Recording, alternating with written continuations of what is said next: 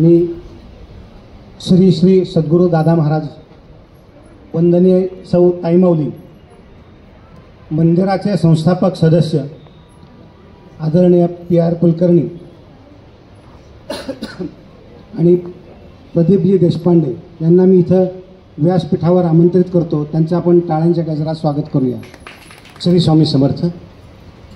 आज गुरुवार अर्थात स्वामीवार दिनांक 6 जून 2024. 6 जून म्हणजे 6 दिनांक 6 महिना 6 आणि सकाळची वेळ 6. जर असं जर हे आलं तर मला वाटतं आमच्या तरुणपणी एक इंग्रजी सिनेमा होता 6 आणि सकाळची वेळ 6. इंग्रजी सिनेमा द एक्झॉर्सिस्ट, दी ओमेन ना, एक्झॉर्सिस्ट नाही, हा डोक्यावरची 6 आकडा, दी ओमेन. आमच्या तरुणपणीचा सिनेमा तो 6 आणि सकाळची वेळ 6. मी सकाळी 6 वाजता फिरायला जायचो. आणि जून 6 म्हणजे साधारणतः शालेय जीवनाची सुरुवात होती ना, सुरुवात होती वर्षाच्या. तर असं हे ते होतं ते असं आता आठवलं ते सिनेमाचं नाव साधारणतः हा एक्झॉर्सिस्ट का वुमेन. सद्गुरू सांगतात प्रत्येक गोष्टीला मार्गदर्शन त्यांचं असतं. मग कुठलाही विषय असो तो, हो खरंच कुठलाही विषय असो, कोणताही म्हणजे कुठलाही विषय असो, त्याच्यावर प्रत्येक विषयावर सद्गुरूंच्याकडचा मार्ग आहे. 6 जून हा आणखीन एक आज ऐतिहासिक घटना घडलेली आहे. ते 6 जून म्हणजे शिवाजी महाराजांचा, छत्रपती शिवाजी महाराजांचा राज्याभिषेक झाला आज 6 जून. आणि 6 जून 1674 जे आज 350 वर्ष 350 वर्ष पूर्ण झाली. 24 ना, 2024 आणि 1674 350 वर्ष आज बरोबर पूर्ण झाली. 350 वर्षानंतरही शिवाजी महाराज म्हणजे एक आदर्श महाराज, तसं त्यांच्यासारखं कोणी झालं नाही, होणारही नाही आणि तसं भविष्यात काही दिसतही नाही असं कोण असेल.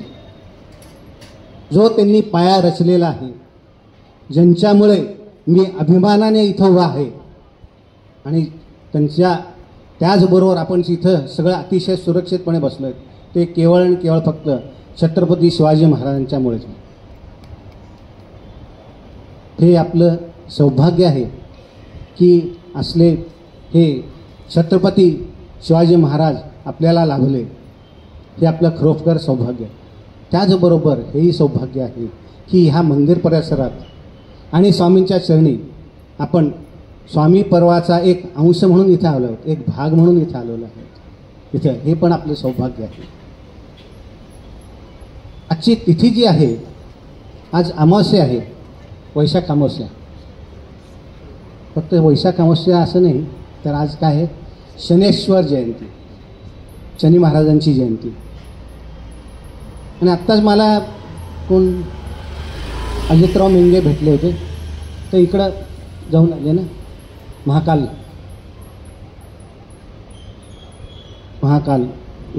ना, उज्जैन महाकालम, तिथे शनेश्वराचं जे महत्त्व आहे, महात्म्य, तर त्यामध्ये तुम्हाला ते आत्ता ते आठवलं की उज्जैनी नगरीचा राणा म्हणजे उज्जैन नगरीचं राज्य ज्यांचं होतं, राजा कोण,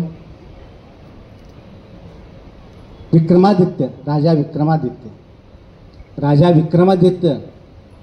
आणि त्याच्यावर जे प्रसंग आले ते म्हणजे शनी महात्मा.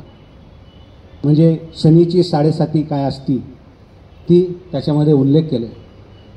राजा विक्रमादित्य ते असंच सभेत बसले असतात आणि कुठला ग्रह, कोणता ग्रह, किती त्याचं महात्म्य, कोण मोठा, आणि त्या सभेमध्ये अगदी नकळतपणे शनी महाराजांची उपासना होती त्यांच्याकडनं, आणि त्याचवेळी शनी महाराज आकाशातून भ्रमण करत असतात आणि ते थेट सभेमध्ये येऊन बसतात. आणि मग पुढची ती कथा आहे, ते शनी महात्म्य आहे आणि कसा त्रास होतो, काय होतो. फक्त शनींचं असं आहे की ते फक्त त्रास देतात, प्रचंड त्यांचा त्रास असतो, खूप त्रास असतो, 7.5 जी असते ती, पण त्यामध्ये मृत्यू होत नाही. शनी महात्म्य म्हणजे शनीची जी पड्या लागते ना, त्यामध्ये मृत्यू होत नाही, त्याला सगळं सहन करावं लागतं. मंगळ ग्रह जो आहे, ग्रहामध्ये मंगळ ग्रह त्रास देतो आणि तो मृत्यू पण देतो. मंगळ ग्रहाच्या जे मागं लागला तर त्याच्यामध्ये मृत्यू हा हमखास, शनी ग्रहामध्ये मृत्यू नाही, त्रास भयंकर.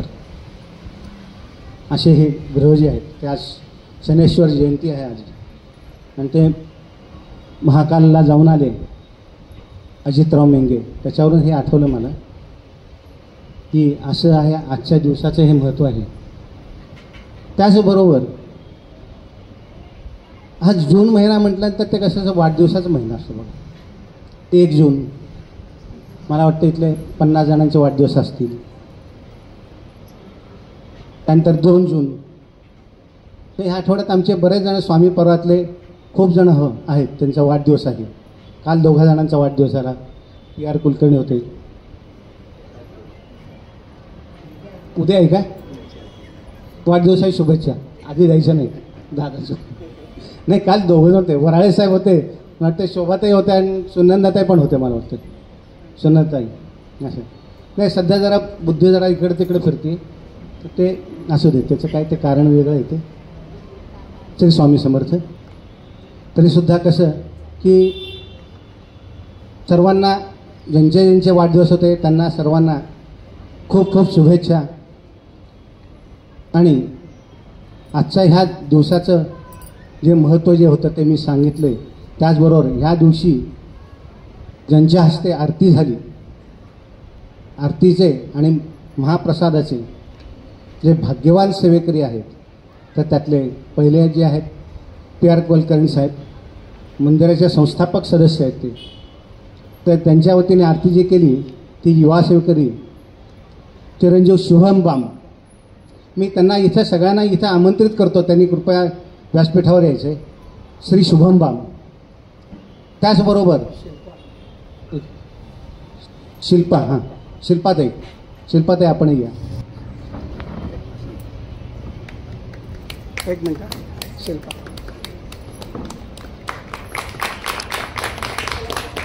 श्री स्वामी समर्थ महाराज की जय. मंदिरातील ज्येष्ठ आणि श्रेष्ठ सेवेकरी आदरणीय श्री नांगरे साहेब, शोभाताई नांगरे, त्याचबरोबर अनिकेत शिंदे, मनीषाताई शिंदे आणि अनिकेतच्या सासूबाई वैशालीताई पांडे आणि भुईंजून आलेल्या नीताताई पिसाळ, त्यांना मी इथं आमंत्रित करतो. कृपया आपण सर्वांनी व्यासपीठावर यावं. श्री स्वामी समर्थ महाराज की जय. दादा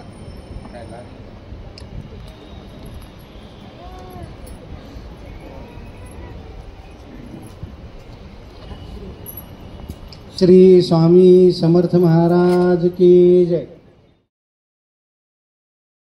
श्री स्वामी समर्थ महाराज की जय. आजच्या महाप्रसादात आणखीन एक सेवेकरी त्यांचा सहभाग आहे, त्या सौ मेघाविनी हल्याळ, त्यांना मी इथं आमंत्रित करतो. कृपया सद्गुरूंना मी विनंती करतो त्यांचाही यथोचित सन्मान करावा.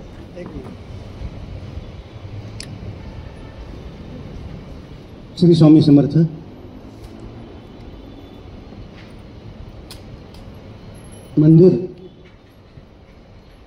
मंदिरामधील स्वामी भक्तांची उपस्थिती,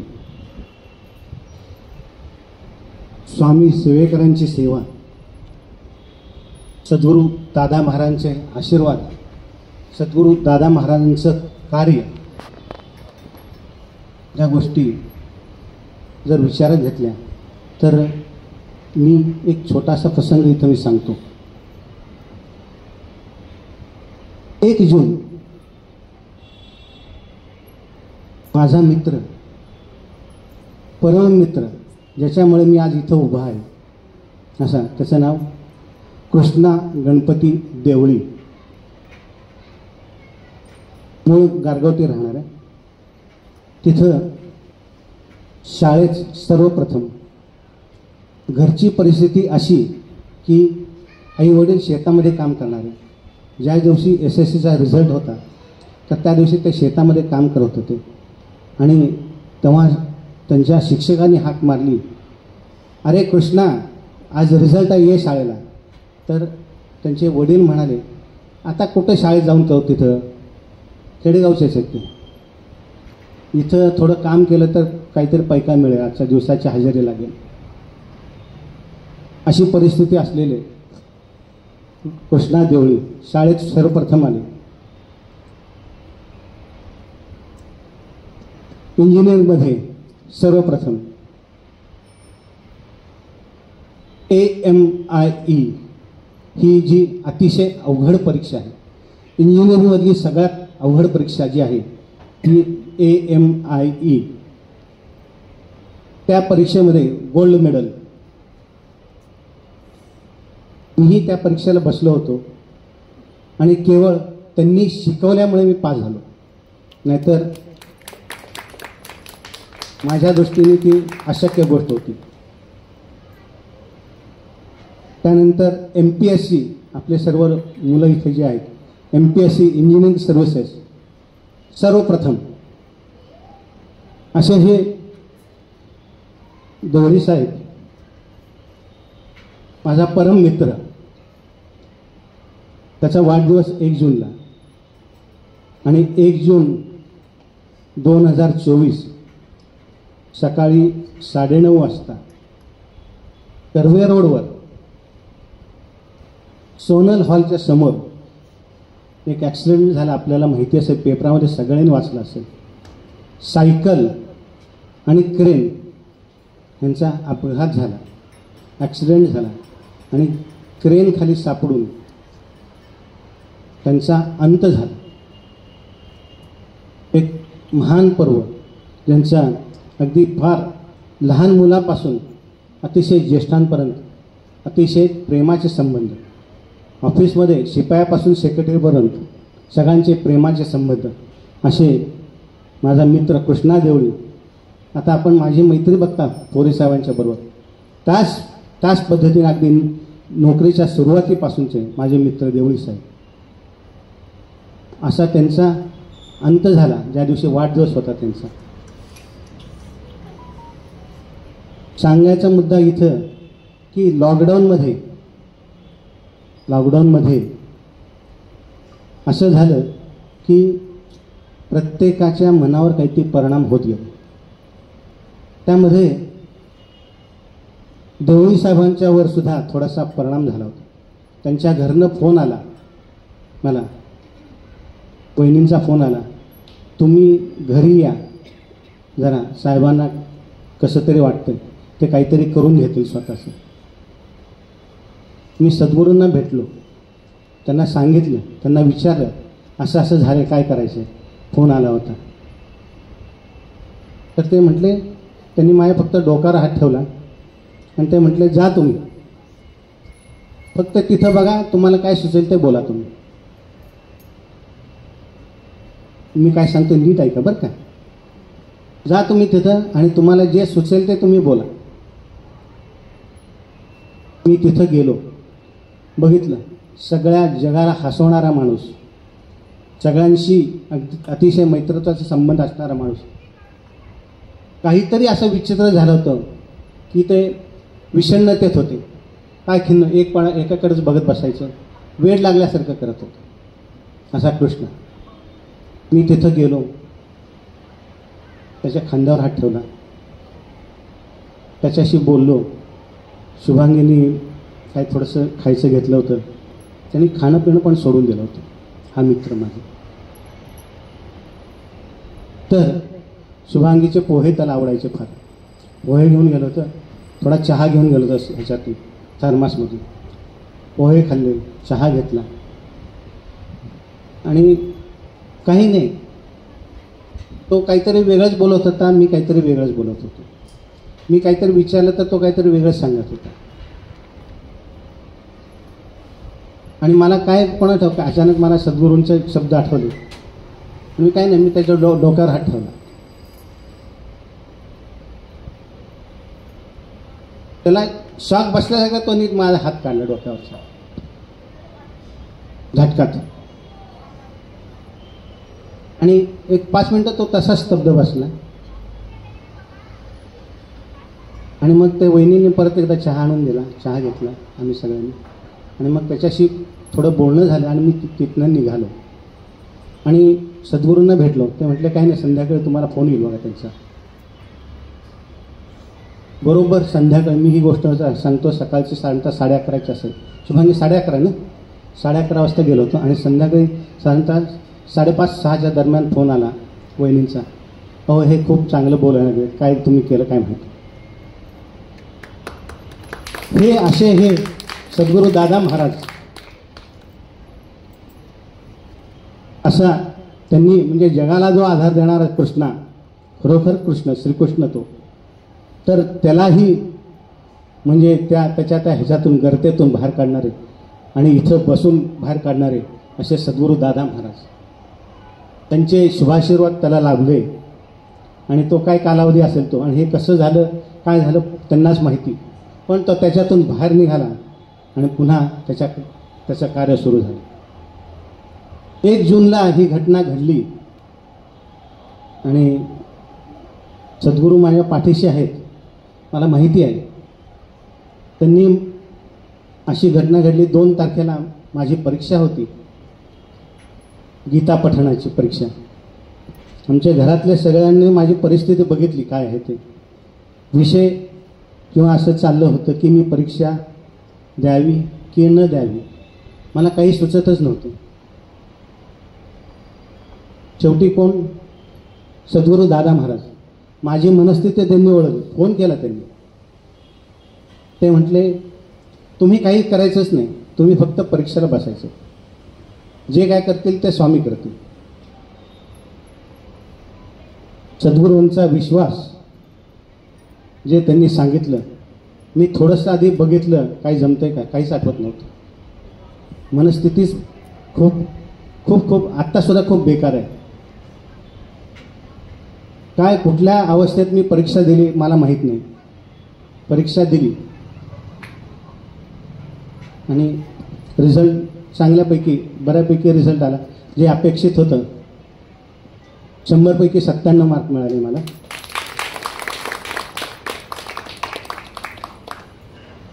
तर असे सद्गुरूंचे कृपाशीर्वाद कृपाछत्र आपल्या सगळ्यांच्या पाठीशी असंच राहोत आणि आमच्या कृष्णाला त्याला सद्गती प्राप्त हो, असं मी आपल्या सर्वांच्या वतीने श्री स्वामींच्या चरणी प्रार्थना करतो. आणि पुढील सगळं सर्व सूत्र सद्गुरूंच्या हाती देतो. श्री स्वामी समर्थ. श्री स्वामी समर्थ. आपल्या सगळ्यांना माहितीच आहे की अधूनमधून इथे भक्त लोक आपले अनुभव सांगत असतात. आपली जी काही केंद्र आहेत, मुख्य केंद्र पुण्याचं आहे, बाकी जे केंद्र आहेत प्रत्येक केंद्रात चांगले अनुभव सतत येत असतात. मागच्या गुरुवारी मी इथे आरतीला नव्हतो, माझ्या काही खाजगी कामानिमित्त मी पंढरपूरला गेलो होतो. मागच्या गुरुवारी मला पंढरपूर केंद्राला आरतीला उपस्थित राहायचा योग आला. तिथे असताना बरेच भक्त भेटले, आम्हाला अनुभव सांगायचे आहेत वगैरे. मी त्या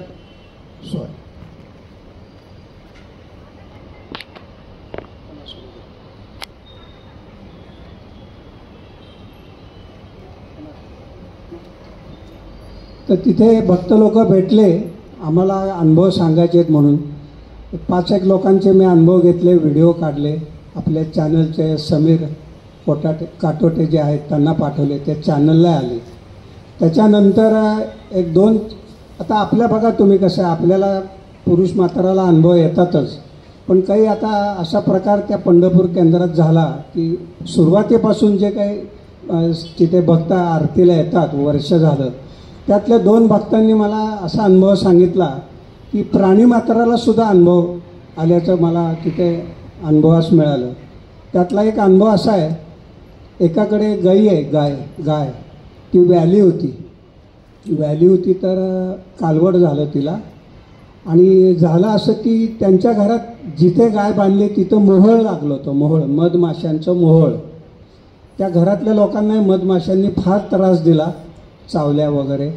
मग त्या मुख्य ज्या बाई आरतीला येणारी, ती आरतीच्या तिथे स्वामींच्या पुढं आली केंद्रात, तिने तिथे प्रार्थना केली की आम्हाला चाव, पण माझ्या त्या कालवडीलाच काही माशांचा उपद्रव होऊ देऊ नकोस.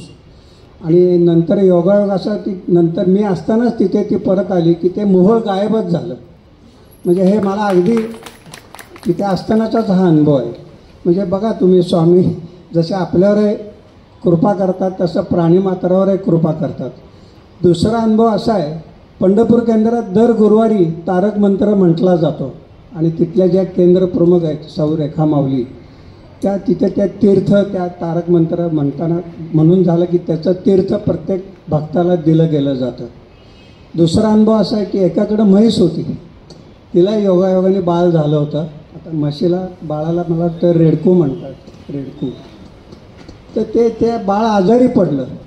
बाळ आजारी पडल्यावर ती आमच्या वहिनीकडे आली.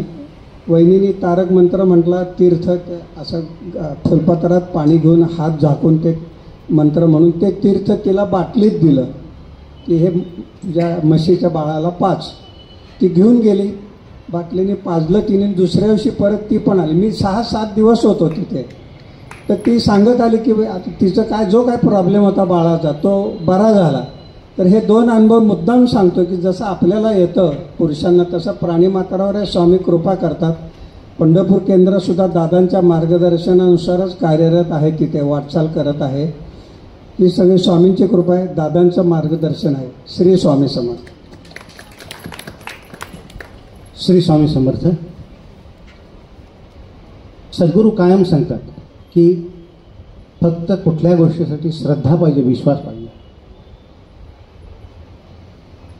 भक्ती तर असतेच, भक्ती कायम करतच असतात. श्रद्धाही असते. श्रद्धा जर नसती किंवा कुठंतरी शाशंकता निर्माण झाली असती तर ह्याच्या कुठल्याही गोष्टीचा काहीही परिणाम झाला नसता. श्रद्धा, भक्ती, विश्वास ह्या 3 गोष्टी आवश्यक आहेत. त्याचबरोबर ह्या सगळ्या काही घडण्यासाठी संयम ही गोष्ट आवश्यक आहे. तर अशा ह्या गोष्टी इथं घडतात, कारण ह्या गोष्टी त्यांच्याकडे असतात तेच इथं येतात. श्री स्वामी समर्थ. मंदिराचे संस्थापक सदस्य ते त्यांचा एक इथं अनुभव सांगणार आहेत, आणि हा अनुभव खरोखर ऐकण्यासारखा आहे. श्री स्वामी सर. स्वामी समर्थ. श्री स्वामी समर्थ.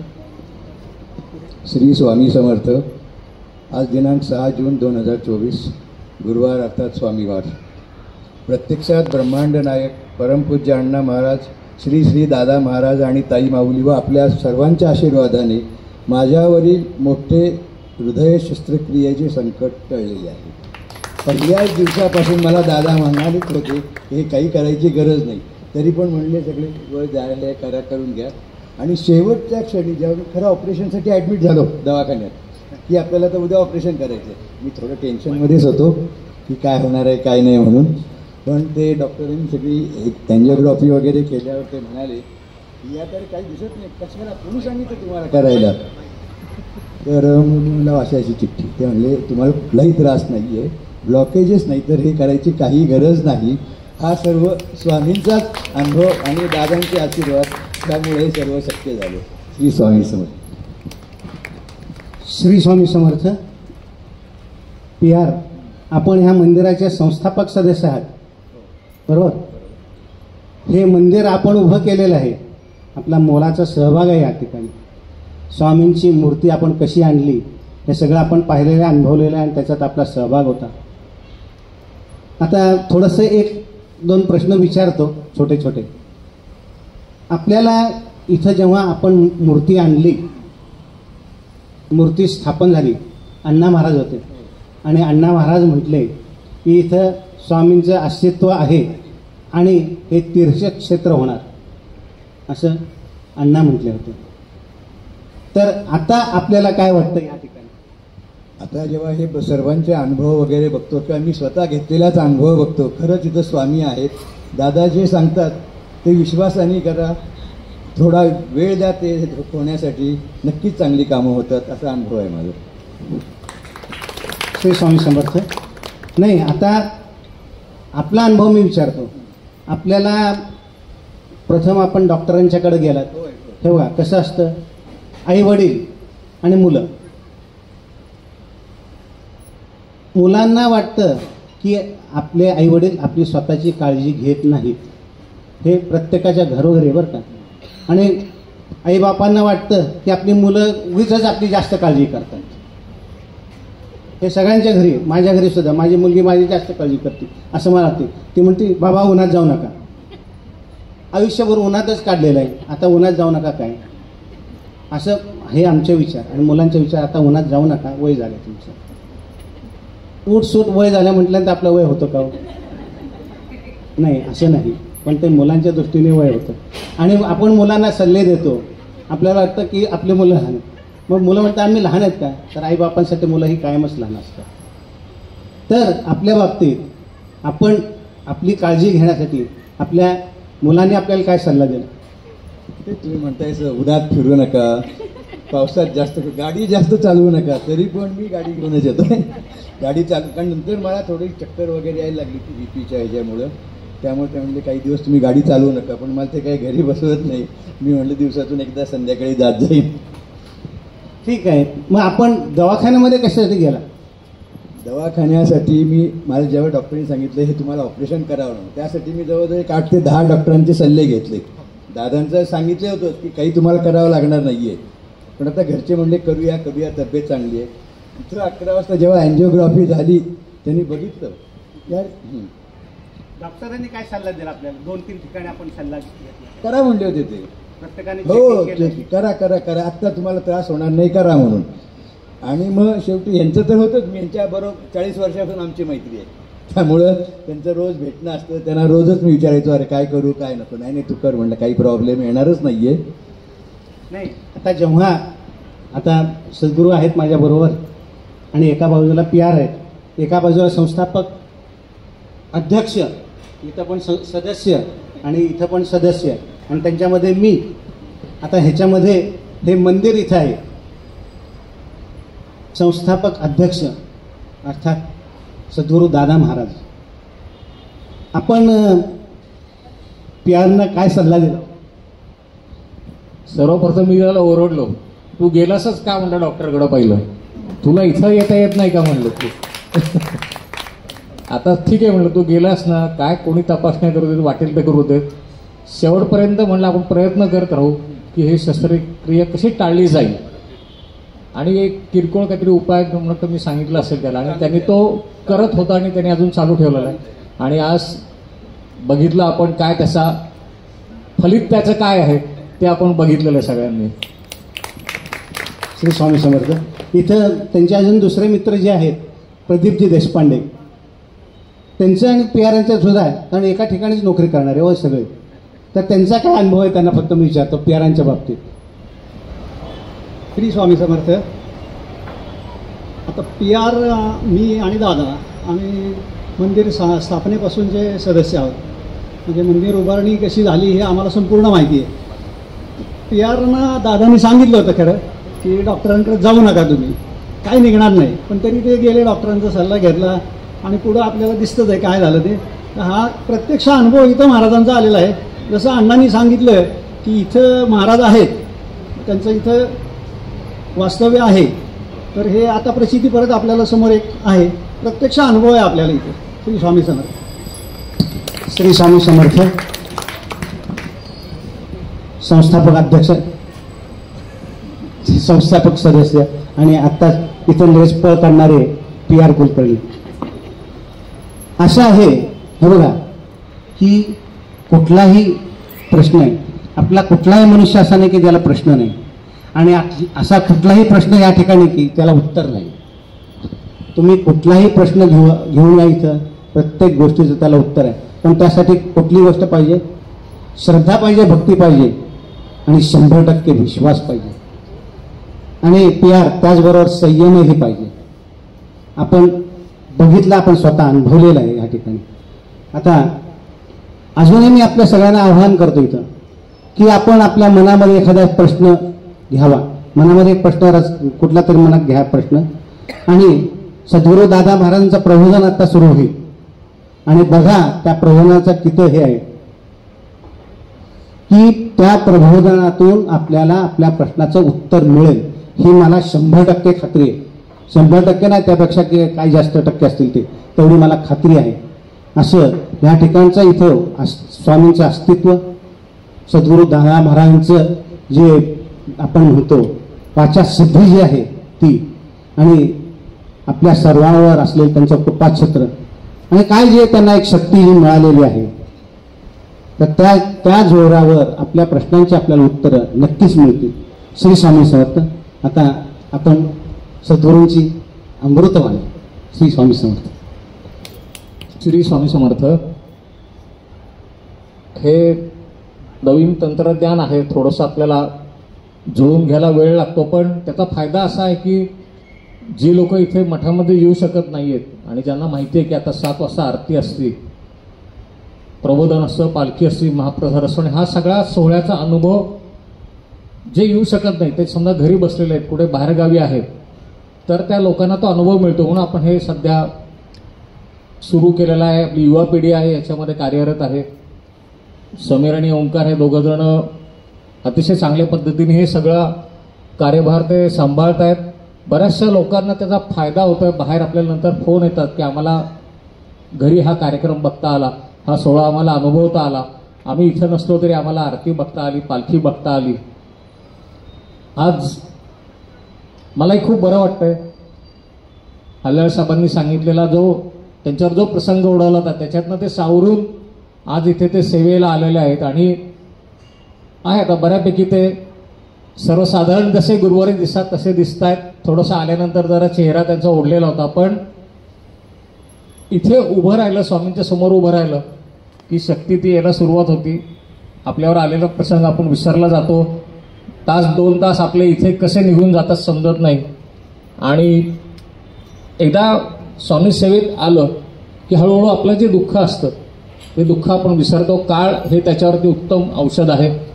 किती मोठा आघात असला तरी स्वामींच्या आशीर्वादाने, स्वामींच्या जे पाठीशी आहेत स्वामी असं जे आपण म्हणतो की त्या शक्तीने आपण त्या काळावरही आपण त्या आघातावर मात करू शकतो.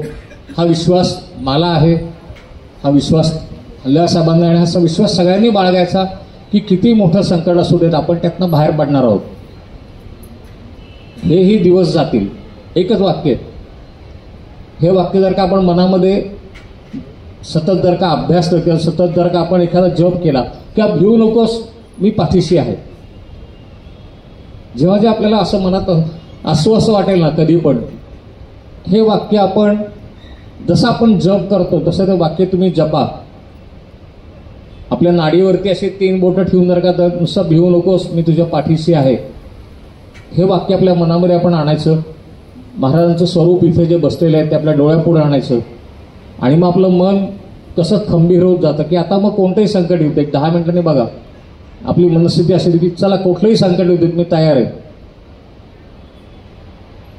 मला खूप आनंद होतो. PR आपल्याबरोबर आत्ता इथे आहेत. देशपांडेच्याकडे पण मध्ये मागच्या आठवड्यात थोडंसं आजारपण झालं होतं, ते इथं आहेत. कोरे साहेब आलेत. सगळी आपली मंडळी परत आलेली आहे. सगळ्या जागा आपल्या भरलेल्या. जरा मला बरं वाटलं आज. काही खुर्च्या रिकाम्या होत्या, त्यांच्या ज्या खुर्च्या रिकाम्या होत्या त्या बघितलं की मला थोडंसं असं मनात व्हायचं की हे इथे यायला पाहिजेत, ही लोक इथे पाहिजेत आणि पाहिजेतच. असे काही लोक असतात की त्यावेळेला आपल्याला ती अनुपस्थिती लगेच जाणवते. कुठलंही आपलं सेवेकरी अनुपस्थित असेल की ते मला लगेच ते जाणवतं त्याला की त्या सेवेकरीची काय सेवा होती. मागच्या आठवड्यात म्हटलं मेंगे पण नव्हते, जितीन नव्हतं, असे काही लोक नसले की लक्षात येतं नाही हा अमुक नाहीये, मग त्याच्याकडे काय कार्यभार आहे, मग तो असतात आत्ता कसं त्यांनी काम केलं असतं. ती व्यक्ती तिथे जागेवर दिसली, मी इथं बसलेला असताना मी सगळीकडे बघत असतो कोण कोण कुठं कुठं उभं आहे, आणि ज्याची ज्याची जागा असते ते बरोबर त्या जागेवर तिथे उभे असतात. ते आता एक मला आणखी आनंदाची गोष्ट सांगायची आहे, किंवा सेवेकऱ्यांमध्ये सुद्धा मला एक सेवेकरी म्हणून पण, आणि ती एक गोष्ट आनंदाची म्हणून पण मला एक नाव घ्यायचं वाटतं की सौ नुपूर जोशी इथे आहे, जो आपण साप्ताहिक सेवेकरी म्हणून जो आपण सत्कार करतो तो पण आहे, आणि त्यांना विशेष पदोन्नती आता इथे मिळालेली ही त्यांच्या सेवेचंच फळ आहे. त्या जिथे आता काम करतात त्या जोशी हॉस्पिटलमध्ये एक संपूर्ण 3रा मजला आता त्यांच्या ते तिथल्या प्रमुख असणार आहेत, त्या तिथल्या नर्स म्हणून, चीफ नर्स म्हणून त्यांची आता पदोन्नती झालेली आहे.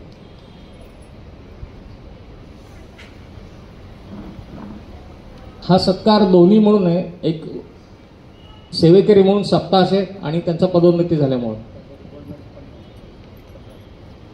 सौंदर्य स्पर्धेमध्ये पण त्यांना सुवर्ण पदक मिळालं. हा तेहरी योग आज आलेला आहे.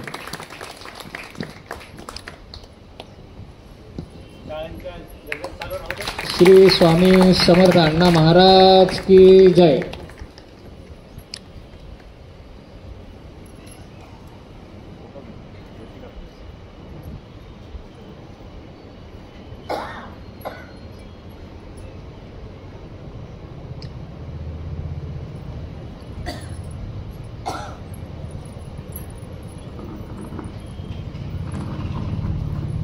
आता आला दिनविशेष. आता जरा हल्लाळ साहेबांनी जो उल्लेख केला की 6 जून 1674 शिवराज्याभिषेक दिन. आज शिवराज्याभिषेक सोहळा संपन्न झाला, आणि त्यावेळचा खर्च जर का बघितला तर अनेक कोटीमध्ये तो खर्च गेला होता. रुपया त्यावेळेला होन होतं, त्यावेळेला ते जे चलन होतं होन, कोट्यावधी होन तो खर्च झाला होता, आणि 36 मण सोन्याचं सिंहासन बनवलं गेलं होतं त्याला महाराजांच्या करता. हा सगळा खर्च आपल्या स्वराज्यावरती जर का तिजोरीवरती भार पडत असेल तर इथेच महाराजांनी बैठक बोलले की आपण आता हा खर्च कुठून तरी वसूल केला पाहिजे. कुठून तरी म्हणजे काय की कुठल्या तरी मुघल एखादं राज्य म्हणा, एखाद्या गावावरती, एखाद्या किल्ल्यावरती आपण हल्ला करून तिथनं आपण तो खर्च वसूल करायचा.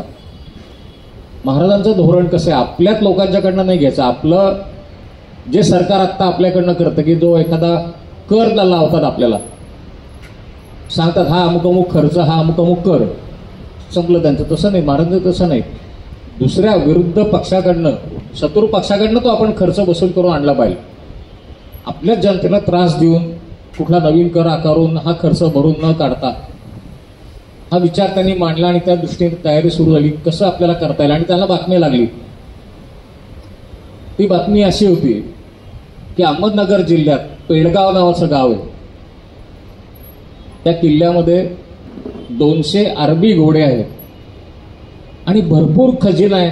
तो खजिना आपला जो राज्याभिषेक खर्च आत्ता जो झालेला आहे तो बहुतांशी तो भरून काढू शकेल इतपत तो खजिना त्या किल्ल्यामध्ये आहे, आणि तो खजिना लवकरात लवकर दिल्लीला हलवला जाईल. तिथले किल्लेदार कोण आहे म्हणतात तर ते तो जो बातमीदार सांगतो की बहादूर शाह, त्याचं नाव आहे बहादूर शाह कोकलदास, आणि त्याच्याकडे भरपूर सैन्य आहे किल्ल्यामध्ये.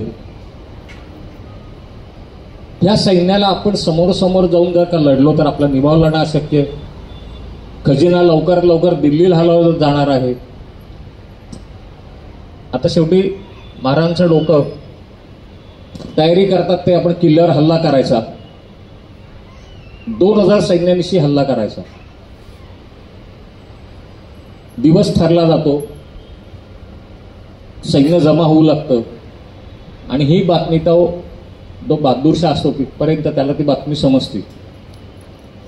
मराठा सैन्य आक्रमण करणारे बरोबर शिवाजी आहे म्हटल्यानंतर त्या बहादूर शाहला जरा आणखीन चेव येतो. तो म्हणतो 2000 सैन्य. आज तो म्हणतो आपण ज्या दिवशी शिवाजी इथे येईल त्या दिवशी आपण त्याला आज पकडायचं किंवा मारायचं तरी. हा माझा निश्चय. सगळ्या तिथल्या त्या किल्ल्यावरच्या सगळ्या सैन्याला तिथं बोलवलं जातं आणि सांगितलं जातं की ज्या दिवशी मराठा सैन्य आक्रमण करेल त्या दिवशी किल्ल्याची दारं उघडायची, आपण सगळ्यांनी त्यांच्यावर तुटून पडायचं, एकही मराठा वाचता कामा नाही म्हणतात. आणि तो शिवा तिथं असेल तर त्या शिवालाही त्याला आपण मारायचं. पकडायचं, काय वाटेल तो आज आपण निकाल लावायचाच म्हणतात त्याच्यात. आज म्हणजे ज्या दिवशी युद्ध होणार असतं त्या दिवशी, आणि तो दिवस लवकरच येतो. किल्ल्यावरची जे टेहळणी बुरुज असतात ना, त्या बुरुजावरनं बघितलं की लांबून धुळीचे लोट उठत आहेत. हळूहळू घोड्याच्या टापांचे आवाज ऐकायला लागतात. आणि तो जो ज्यांनी बघितलेला असतो सांगतो की त्या बहादूर शाहला की जनाब मराठा आग आहे म्हणतो. आग आहे म्हटल्यानंतर तो सांगतो ठीक आहे, किल्ल्याचे त्यांना दरवाजे थोडेशा उघडा म्हणतात, त्यांना जवळ येऊ देत. ते आले की आपण आणखी सगळे दरवाजे उघडून आपण सगळे त्यांच्यावर तुटून पडायचं म्हणतात. सगळे तयारीत राहा, सगळे घोड्यावर बसून तयार अगदी, की तो बहादूर शाह आता कधी आपल्याला आदेश देतो. सगळे हातात तलवारी भाले जे मिळेल ते घेऊन ते लोट हळूहळू पुढे पडायला लागतात. टापांच्या आवाजाने पुढे येतात. त्यांना दिसायला लागतं की 2000 सैन्य, खरोखरच 2000. त्या बहादूर शाहलाही आश्चर्य वाटतं की मराठा असे इतके निधड्या छातीचे कसे काय, 2000च फक्त आपल्या एवढं मोठं सैन्य आणि 2000 लोक आलेली आहेत. जवळ आलं म्हणल्यानंतर तो बघतो की आता आपल्या टप्प्यामध्ये सैन्य आलेलं आहे आणि तो आदेश देतो की चलो म्हणतो, आक्रमण. आक्रमण म्हणलं की सगळे ते मुसलमान सैनिक सगळे पाठोपाठ बाहेर पडतात. जसं काही समुद्राच्या लाटा असतात ना, भरा भरा भरा भरा किल्ल्यातनं सगळे बाहेर पडतात. त्यांनी सांगितलेलं असं जेमतेम इथं 1000 सैनिक फक्त इथे थांबतील, बाकी सगळे माझ्याबरोबर यायचं. आज आपण मराठ्यांचा फडशा पाडायचाच म्हणतो.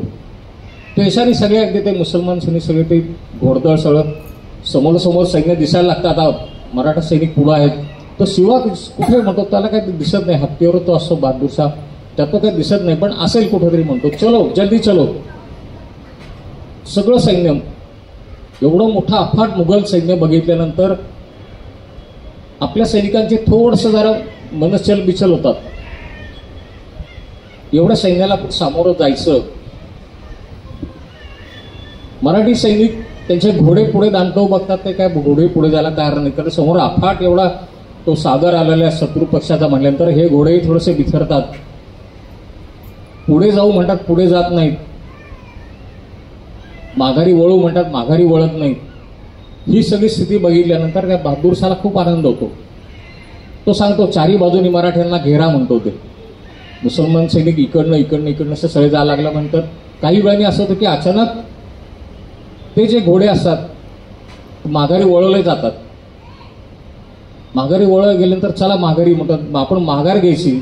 बहुतेक शिवाजी महाराजांनी पण तो आदेश दिला का काय, सगळं सैन्य माघारी जायला. कारण हे बघितल्यानंतर त्या बहादूर शाहला आणि त्याच्या सैनिकांना इतका आनंद होतो की मराठा पळतोय, माघारी पळतायत मराठा, पाठलाग करा. आता अचानक यांचे जे घोडे असतात 2000 घोडे, शिवाजी महाराज त्याला दिसतच नाहीत बरं का कुठे. 2000 घोडे पुढं पळतायत, पाठीमागनं सगळं सैन्य त्यांचा जो घोडदळ असतं ते. जे घोडे थोड्या वेळापूर्वी बिथरलेले होते, पाय उचलत नव्हते, ते घोडे आता वाऱ्याच्या वेगाने पळायला लागतात. आणि तेवढा आनंद त्या बहादूर शाहला पण होतो. मराठ्याला पळवून लावला, आज माझ्यावरचा हल्ला मी परतवून लावला. त्या किल्ल्यापासून असंख्य मैल लांब त्यांना नेलं जातं तिथे. आणि एक वेळ अशी येते की ते पळणारे जे घोडे असतात ते दिसेनसेच होतात. इतक्या जोरात इतक्या वेगात ते घोडे पळून गेलेले 2000 घोडे कुठे गेले काय माहिती नाही. मुसलमान सैनिक जे असतात तो बहादूर शाह सगळे एका जागी थांबतात आणि आनंदाचा जल्लोष करतात. आज ऐतिहासिक दिन म्हणतात. आज मी मराठ्यांना पळवून लावला. आज मी दिल्लीला जो आपला सम्राट आहे त्याला मी सांगू शकेन औरंगजेबाला की मी मराठ्यांना पळवून लावलं, शिवाजीला पळवून लावलं. माझा खजिना, माझ्याकडचे जे घोडे होते मी ते सुरक्षित ठेवले. ह्या आनंदामध्ये सगळं परत त्यांचं सैन्य माघारी फिरतं. जेवढे लांब गेलेले असतात तेवढे माघारी येतात. आणि किल्ल्यापाशी आल्यानंतर एक त्यांना असं चित्र दिसतं की किल्ल्यातनं धूर येतो शाळा. किल्लेदार तो जो असतो तो बहादूर शाह त्याच्या सेनापतीला विचारतो की किल्ले नाही कोण आहे. तो म्हणतो कुणी नाही, तुम्ही सांगितलं होतं 1500 सैनिक आहेत म्हणतो. आपण तुम्ही जे सांगितलं होतं आपण सगळे त्यावेळेला बाहेर पडलो, आपलं जे काय सैन्य होतं सगळं घेऊन आपण बाहेर पडलो. एवढं म्हणल्यानंतर तो बहादूर शाह त्या हत्तीवरून उतरतो, जमिनीवरती फटकल मारतो, म्हणलं लुड गया म्हणतो. एवढं म्हणून सोबत किल्ल्यातनं 10-5 घोडेस्वार येतात आणि सांगतात त्याला की जनाब आपके जाने के बाद इधर मराठा सैनिकों ने हमला कर दिया, 10,000 सैनिक इधर आ गए म्हणतो, सब पूरा का पूरा लूट के चला गया इधर से. ही रणनीती महाराजांनी वापरली. फक्त अफवा पसरवली, आम्ही येतोय, आम्ही हल्ला करतोय. ती जी 2,000 लोक त्याचे मावळे जे आले होते, घाबरल्याचं नाटक केलं. घोडे त्यांनी जास्त जागी फक्त बिथरले असं त्यांनी दाखवलं. तिथनं माघारी वळायचं. माघारी वळाल्यानंतर घाबरले असं करत करत त्यांना लांब लांब न्यायचं. आणि हा बहादूर शाहचं इतकं सैनिक, एवढं मोठं सैन्य असून काय झालं की त्याचे 200 अरबी घोडे आणि लाखो काय कोटी होऊन कुठलाही एकही मावळा न गमवता शिवाजी महाराजांनी मिळवला. कुठंही एक रक्तपात नाही, काही नाही. ही रणनीती, हे राजाचे चातुर्य, हे आपल्या प्रजेपती असलेलं त्याचं जे मन होतं की आपल्याकडनं, आपल्या सामान्य जनतेकडनं कुठलाही त्याला त्रास न देता आपण जी आपल्याला वसुली करायची ती ह्या मार्गाने आपण करायची ती. हा जो इतिहास आहे, हा घडला जो ज्याला नाव आहे ते पेडगाव म्हणून आपल्याकडे ती म्हण आहे, पेडगावशी शहाणे किंवा पेडगावला जाऊ नये असं काहीतरी आहे ती म्हण. पण पेडगावचे शहाणे जे आहे की तो बहादूर शाह, त्याला शहाणच बनवलं त्यांनी महाराजांनी पार.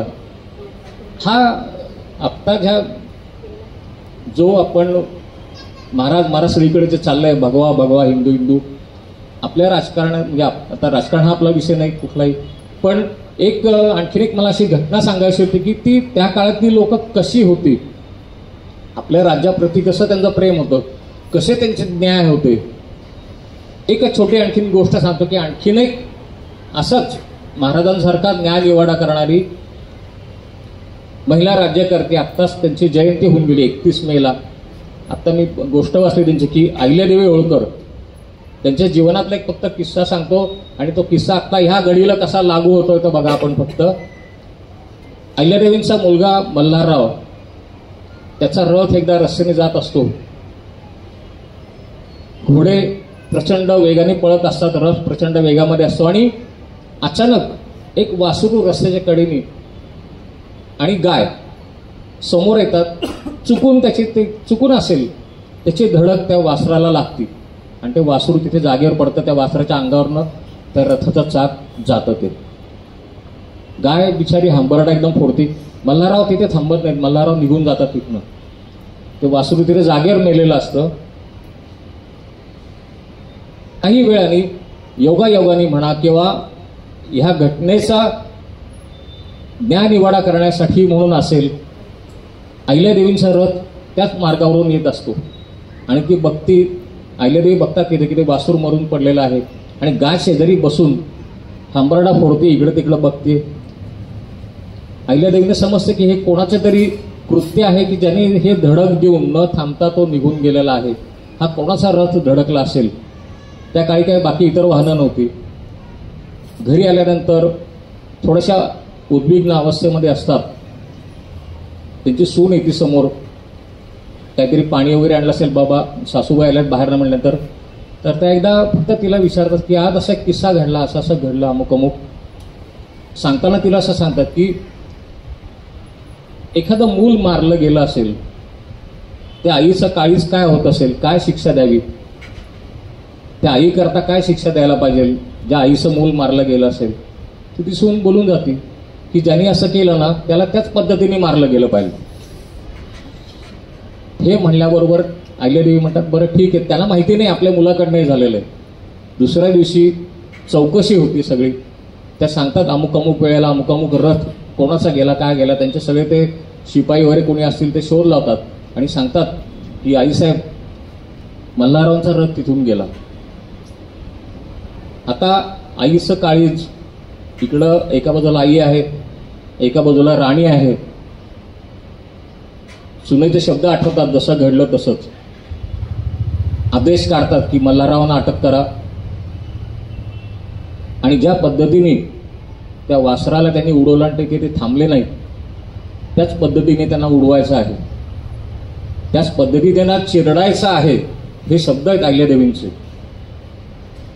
हा निवाडा ऐकल्यानंतर, हा निकाल ऐकल्यानंतर कोणीही तयार होत नाही की आईसाहेब नाही तुम्ही माफी द्या त्यांना, तुमचा मुलगा आहे तो, होणारा भावी राजपुत्र आहे, त्याच्या अंगावरनं आम्ही रथ घालायचं हे कसं शक्य आहे. पण अहिल्यादेवी तितक्याच कठोरपणाने आदेश काढतात, हे उद्याच्या उद्या घडलं पाहिजे सांगतात. ज्या चौकामध्ये तिथं घडलं होतं त्या चौकात मल्हाररावला आणलं जातं, त्याचे हात बांधले जातात, पाय बांधले जातात आणि त्यांना त्या रस्त्यावर तिथे झोपवलं जातं. लांबवर रथ उभा करतात. आता हा रथ जोरात आला पाहिजे, त्यांच्या अंगावरनं गेला पाहिजे आणि त्यावेळेला त्यांचा मृत्यू झाला पाहिजे हे तिथं बसून अहिल्यादेवी सांगतात. मग कसं वाटलं असेल, आईचं पण दुर्दैव येते, एकीकडे आई आहे एकीकडे राणी आहे. परत रथ आणायला कोणीही तिथं तो हाकायला जात नाही. सगळेजण नकार देतात. जे सारथी असतात ते सांगतात की नाही, तुम्ही आम्हाला वाटेल ती शिक्षा करा, आम्ही परत तो रथ हाकायला आम्ही जाणार नाही. शेवटी अहिल्यादेवी ते स्वतः उठतात.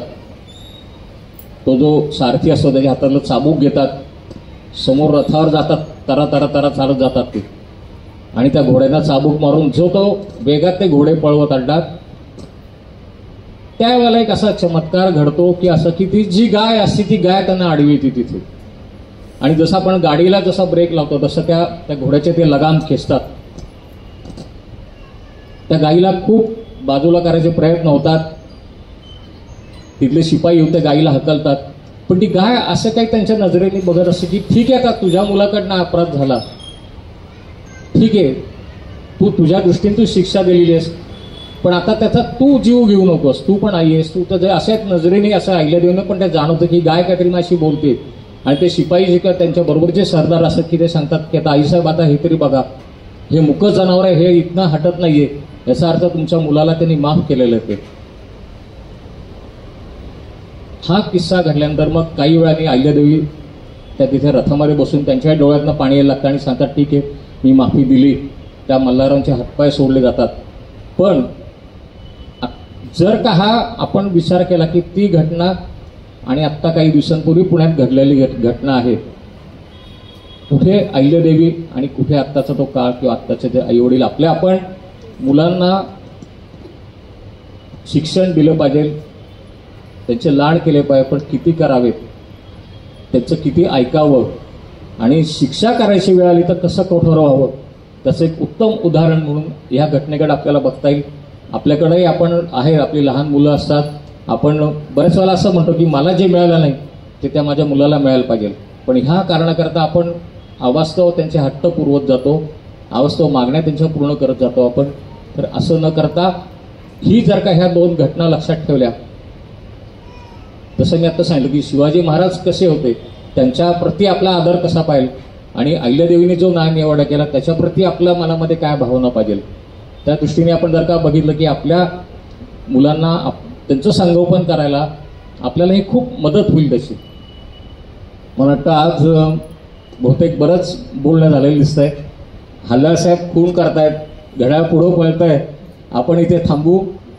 आत्ता ह्याचा संबंध ह्या मंदिराच्या किंवा स्वामींच्या ह्याच्यामध्ये कुठेही नव्हता, पण मला अशा घटना अशा की दिनविशेष म्हणल्यानंतर एक तो प्रसंग आठवला शिवाजी महाराजांचा. आणि दुसरं असं की जो आपल्या पाल्याबाबत आपण कसं जागरूक राहायला पाहिजे त्याच्याबाबत तो किस्सा आठवला होता. तो म्हणून मी तो सांगितला. पुढचा सोहळा जो आपला पालखीचा सोहळा आहे, आपले पालखीचे सेवेकरी इथे येतील आणि ज्या भक्तांना पालखीबरोबर जायचं असेल तर ते पालखीबरोबर जातील, ज्या भक्तांना महाप्रसाद घ्यायचा असेल ते भक्त ते महाप्रसाद घेतील. जे आजचे अन्नदाते जेवढे आहेत नांगरे साहेबांच्या बरोबर आणि पेअर कुलकर्णींच्या बरोबर, तर सगळ्यांचे आभार. त्यांच्यापैकी जर का कोणाला सेवा करायची असेल तरी अन्नछत्रामध्ये ते जाऊन सेवा करू शकतात.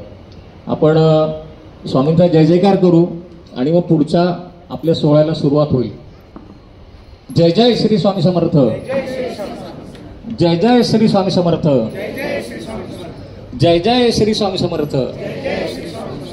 श्री स्वामी समर्थ अण्णा महाराज की जय.